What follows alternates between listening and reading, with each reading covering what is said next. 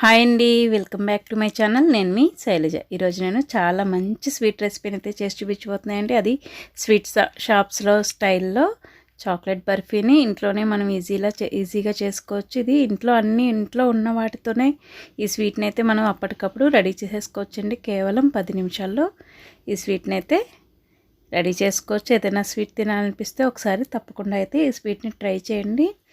చాలా బాగుంటుంది. పిల్లలు కూడా చాలా ఇష్టంగా తింటారు.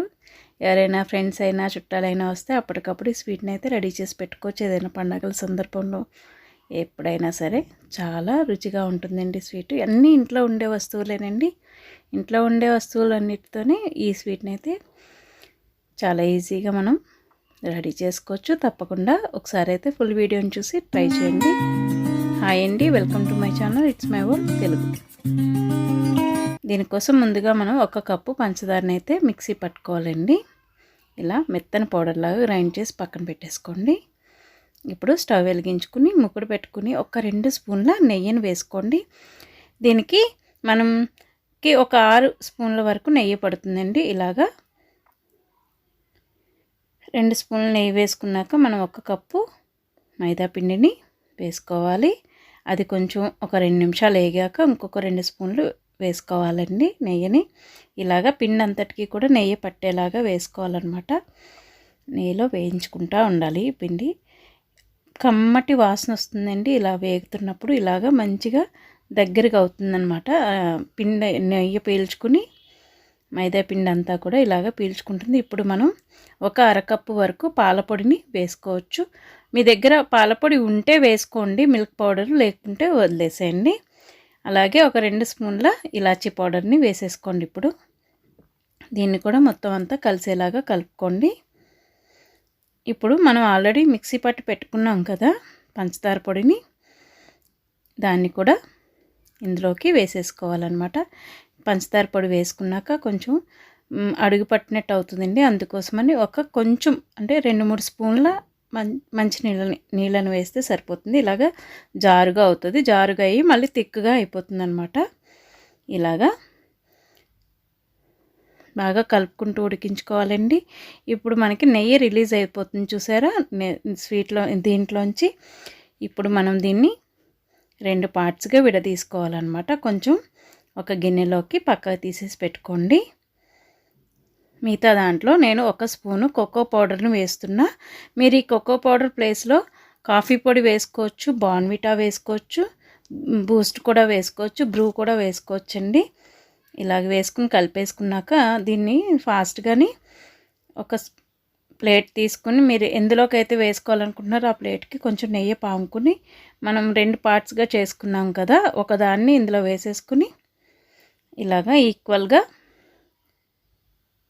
చేసుకోవాలండి. తర్వాత నేను కోకో పౌడర్ వేసాను కదా, ఆ మిశ్రమాన్ని కూడా దీనిపైన వేసేసి తొందరగా మెల్ట్ అయిపోతుందండి ఇది. అందుకోసమని తొందరగానే గట్టిపడుతుంది. 10 నిమిషాల్లోనే ఇది గట్టిపడిపోతుందండి. అందుకోసమని ఇలాగ ఫాస్ట్గా చేసేసుకోండి. ఈవెన్గా స్ప్రెడ్ చేసేసుకోండి. దీన్ని కూడా వేసేసుకుని చక్కగా మీరు ముందు ఇది వేసుకుని పైన అదైనా వేసుకోవచ్చు, ఎట్లయినా మీ ఇష్టం అండి, ఎట్లయినా వేసుకోవచ్చు. దీనిపైన కొంచెం జీడిపప్పు బద్దల్ని మీ ఇష్టం, మీ దగ్గర ఏ డ్రై ఫ్రూట్స్ ఉంటే ఆ డ్రై ఫ్రూట్స్ని ఇలాగ చిన్నగా కట్ చేసుకుని ఇలా స్ప్రెడ్ చేసేసుకుని దీన్ని పూర్తిగా చల్లారనివ్వండి.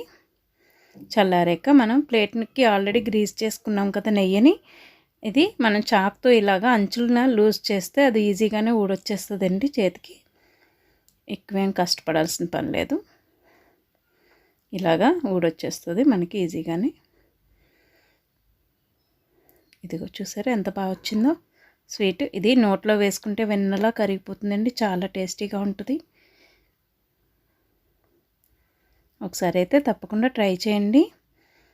ఇలా మీకు నచ్చిన షేప్స్లో మీకు నచ్చినట్టుగా ఈ స్వీట్ని అయితే కట్ చేసేసుకోవటమే. అలాగే మన ఛానల్లో చాలా మంచి రెసిపీస్ని అయితే నేను చేసి పెడుతున్నానండి. ఒకసారి వాటన్నిటిని కూడా చూడండి. చూసి ఒక్క లైక్ ఇవ్వడం అయితే మర్చిపోకండి. మీ ఫ్రెండ్స్తో షేర్ చేసుకోండి. చాలా మంచి స్వీట్ రెసిపీ రెడీ అయిపోయింది చూసారా. ఇంట్లో ఉన్న వాటితోనే ఇలా మంచి స్వీట్ని అయితే మనం రెడీ చేసుకోవచ్చు. తప్పకుండా ఒకసారి అయితే ట్రై చేయండి. అలాగే ఫస్ట్ టైం కనుక మీరు నా ఛానల్ని చూస్తున్నట్టయితే please subscribe my channel. Like చేయండి, కామెంట్ చేయండి, షేర్ చేయండి. మీరు నా రెసిపీస్ని ట్రై చేసి ఎలా వచ్చిందో నాకు కామెంట్ సెక్షన్లో అయితే తెలియజేయండి. ఇలా అన్నిటినీ కూడా చక్కగా కట్ చేసేసుకుని బాక్స్లో పెట్టి ఉంచుకుంటే ఒక వారం రోజుల పాటు అయితే ఈ స్వీట్ నిల్వ ఉంటుందండి. వారం రోజుల పాటు నిల్వ ఉంటుందన్నమాట. ఏమీ పాడవదు ఈ స్వీట్ అయితే. తప్పకుండా ఒకసారి మీరు కూడా ట్రై చేయండి. అలాగే నేను మంచి మంచి రెసిపీస్ని అయితే రెడీ చేసి చూపించడానికి అయితే ట్రై చేస్తానండి. మీ ఫ్రెండ్స్తో కూడా మీరు షేర్ చేసుకోండి. For more recipes please subscribe my channel. నా వీడియోస్ కనుక మీకు నచ్చినట్టయితే లైక్, షేర్ అండ్ కామెంట్. నేను మీ శైలజ. Thanks for watching.